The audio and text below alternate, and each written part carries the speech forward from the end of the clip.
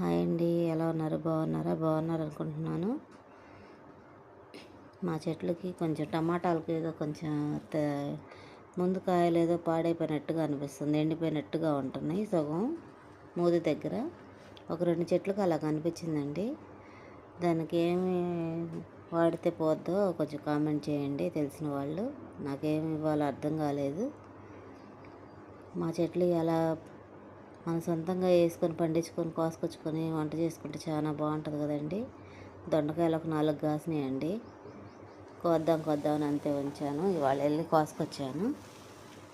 పప్పు చిక్కుళ్ళు అంటారుగా, అవి తీసుకొచ్చానండి. అవి బాగా ముదిరిపోయినాయి, గింజలుగా ఉన్నాయి. ఆ గింజలతో చిన్నప్పుడు మా అమ్మ గుగ్గిళ్ళు లాగా వండి పెట్టేది మాకు, తాలింపు పెట్టి భలే టేస్ట్ ఉండేవి.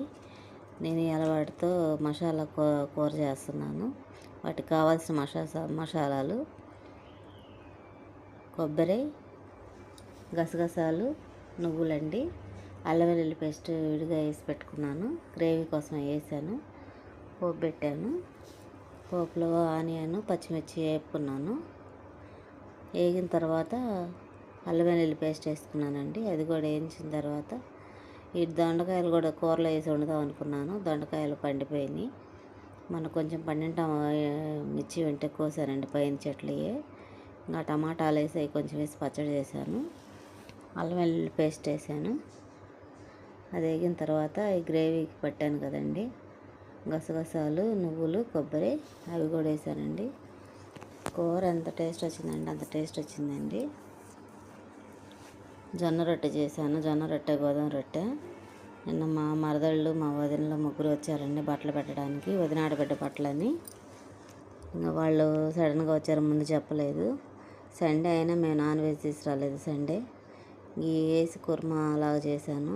చాలా బాగా వచ్చింది టేస్ట్. నీళ్ళైన వాళ్ళు చేసుకోండి. చిక్కుడుకాయలు మనకి ఎప్పుడూ దొరకవు కదండి. చిక్కుడుకాయలో చాలా ప్రోటీన్ ఉండిద్ది. టేస్ట్ కూడా చాలా బాగుంటాయండి. అది నాకు బాగా ఇష్టం చిక్కుడుకాయలు. ఇంకా అచ్చం గింజలతోనే వండాను. కూర చాలా బాగా వచ్చింది. దొండకాయలు కోసుకొచ్చాను. దొండకాయలు వేసి వండుదామని దొండకాయలు పండిపోయినాయి. నాకు పడే బుద్ధి కాలేదు, మనం కష్టపడి పెంచుకున్న చెట్లు. అందుకని వాటిలో 2 టమాటాలు వేసి కొంచెం రోటి పచ్చడిలా చేశానండి. అది కూడా చాలా బాగా వచ్చింది.